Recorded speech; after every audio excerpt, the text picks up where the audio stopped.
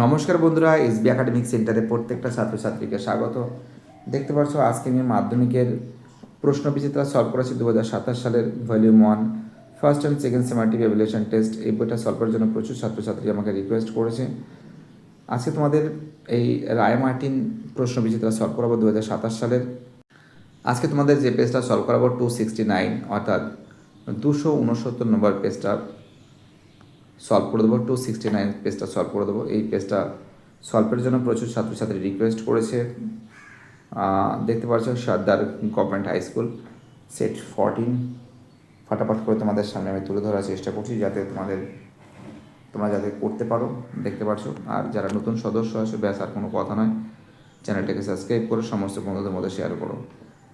দেখতে পাচ্ছ তোমাদের প্রথম প্রশ্ন কী বলেছে, নীল নদের বদ্বীপ একটি অ্যান্সার হবে ধনুক আকৃতি। নীল নদের বদ্বীপ কেমন আছে? ধনুক আকৃতি হবে। 1.2-তে আরোহণ প্রক্রিয়ায় সৃষ্ট ভূমিরূপ হলো, তোমরা জানো আরোহণ প্রক্রিয়ায় সৃষ্ট ভূমিরূপ হলো কেম। 1.3-তে সমভূমি অঞ্চলে নদী উপত্যকা সৃষ্টি হয়, তোমরা জানো অস্বাভাবিক বাঁধ। সমভূমি অঞ্চলে নদী উপত্যকা সৃষ্টি হয়, অ্যান্সার হবে অস্বাভাবিক বাঁধ। দেখো যারা নতুন সদস্য আছে প্লিজ আর বসে থাকো না, ফটাফট করে চলে আসো লাইভ ক্লাসের সঙ্গে, চ্যানেলটাকে সাবস্ক্রাইব করে সমস্ত বন্ধুদের মধ্যে শেয়ার করো। 1.1.4-এ পলল ব্যজনী সৃষ্টি হয়, অ্যান্সার হবে উচ্চ ও মধ্যগতির সংযোগের স্থলে। এটা ক্ষয়টা হবে না, উচ্চ ও মধ্যগতির সংযোগের স্থলে। 1.5-এ দক্ষিণ ভারতের সর্বোচ্চ পর্বতশৃঙ্গের নাম হবে আনাইমুদি।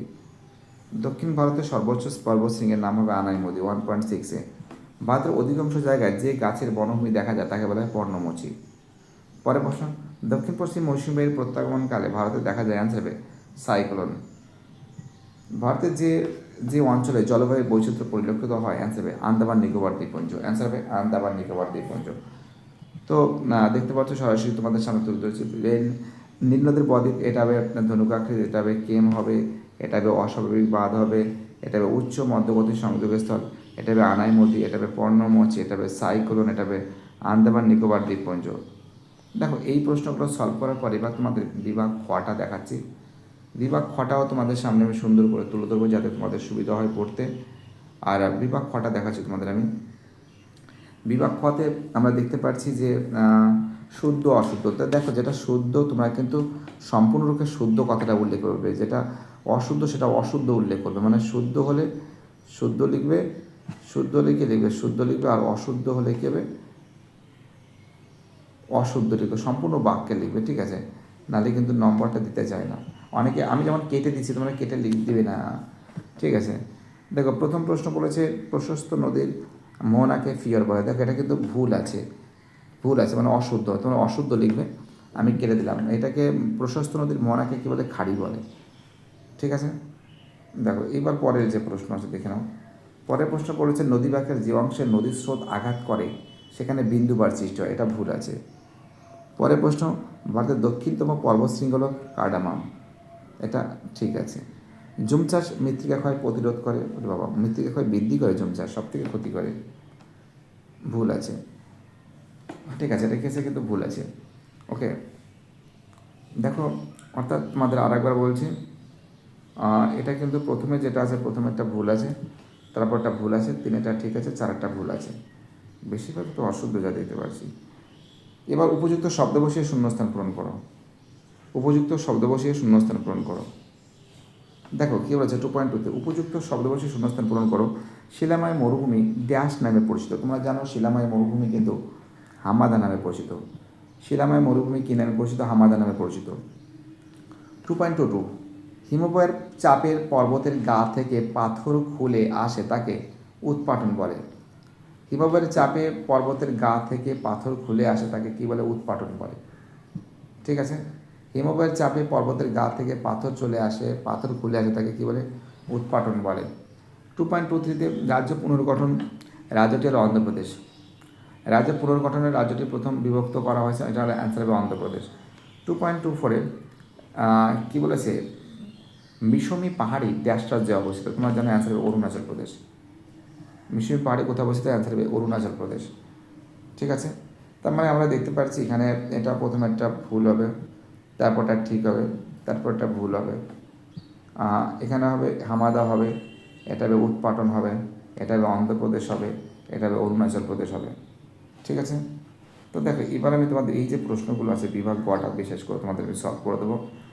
নিভে কি, লোভ, ধারণাবাহিকা, ফালিসার, ভাবর, এই যে প্রশ্নগুলো আছে এইগুলো সব সলভ করে দেবো। আর বিভাগ গটা দেখে নাও কোনগুলো ইম্পর্টেন্ট। এটা ইম্পর্টেন্ট আছে, এটা এই দুটোই ইম্পর্টেন্ট, এগুলো সব পড়ে যাবে। আমি তোমাদের কিন্তু বিভাগ গটা কিন্তু সলভ করে দেবো। প্রথমে যেমন কি বলেছি, নেভে কি, এটা সলভ করে দেবো এগুলো। ঠিক আছে, তো দেখতে পাচ্ছি এখানে আমরা যে প্রশ্নগুলো দেখতে পাচ্ছি, প্রথম প্রশ্ন বলেছে নেভে কি। দেখো, তুষারপাতের পর নবীন তুষার যখন হালকা চাপের ফলে কিছুটা দানাকার বরফে পরিণত হয় তাকে নেভে বলে। এটি হিমবাহ তৈরির একটি প্রাথমিক স্তর। ঠিক আছে, লোভ কি, লোভটা কি, দেখো লোভটা হচ্ছিল হিমবাহ যখন পর্বতের পাদদেশে উন্মুক্ত সমভূমিতে নেমে আসে তখন তার সামনের অংশটি জিহ্বার মতন ছড়িয়ে পড়ে। হিমবাহের এই প্রসারিত অংশকে লোভ বলে। কি বলে? একে লোভ বলে। চলো, হয়ে গেছে এটাও।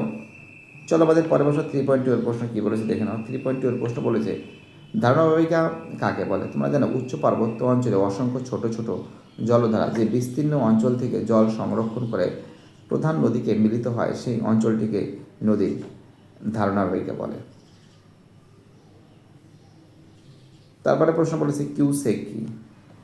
কিউসেক কি নদীর জলপ্রবাহ পরিমাপের একক হলো কিউসেক। প্রতি সেকেন্ডে 1 ঘনফুট জল প্রবাহিত হলে তাকে কিউসেক বলে।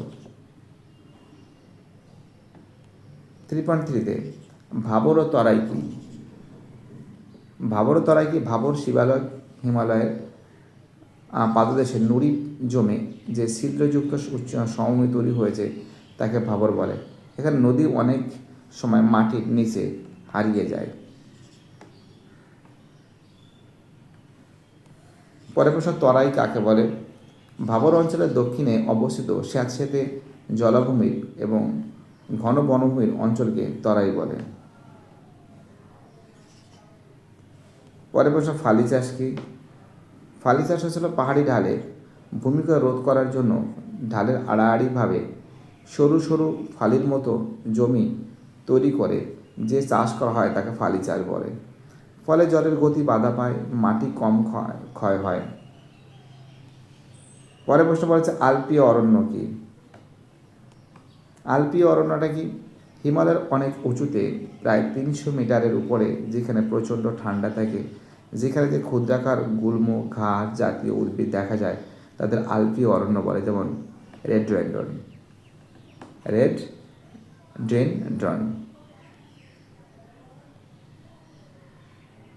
ঠিক আছে,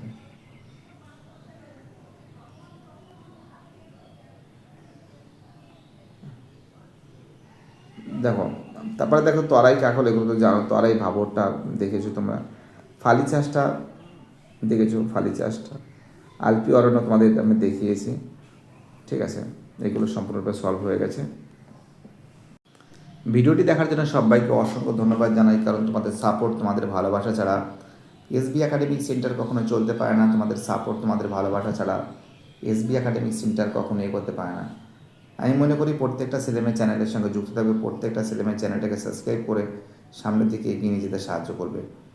আর আমরা সবসময় জন্য চেষ্টা করি যাতে ছেলেমেয়েদের সাপোর্ট দেওয়া যায় এবং যাতে ছেলেমেয়েরা সবসময় ধরে আমাদের চ্যানেলের সঙ্গে যুক্ত থাকে, এটা সবসময় ধরে আমরা চেষ্টা করি। আর আমরা তোমাদের পরের পেজটাও সলভ করে দেবো। ভিডিওটি দেখার জন্য সবাইকে অসংখ্য ধন্যবাদ জানাই। সুস্থ থাকো, ভালো থাকো, চ্যানেলের সঙ্গে যুক্ত থাকো, এটাই আমার একান্ত অনুরোধ তোমাদের কাছে। বাইটাটা সবাই ভালো থাকবে।